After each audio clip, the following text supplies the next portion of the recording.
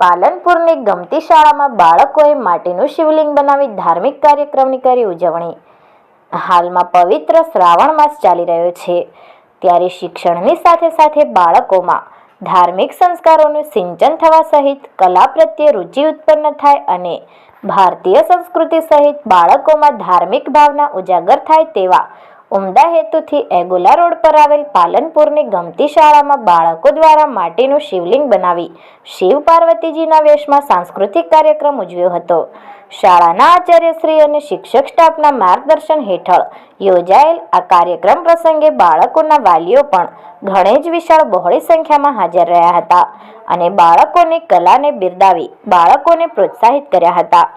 જો કે બાળકોએ કાચી માટીમાંથી અતિ સુંદર શિવલિંગ બનાવ્યું હતું અને શિવ પાર્વતીજીનું જોરદાર પાત્ર ભજવ્યું હતું।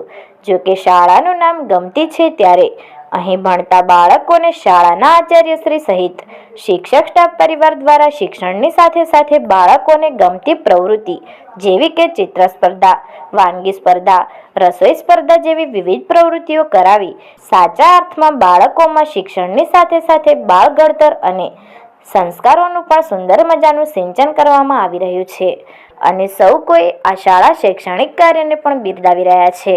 Report Ketan Vasaiya, live the vision, Palanpur.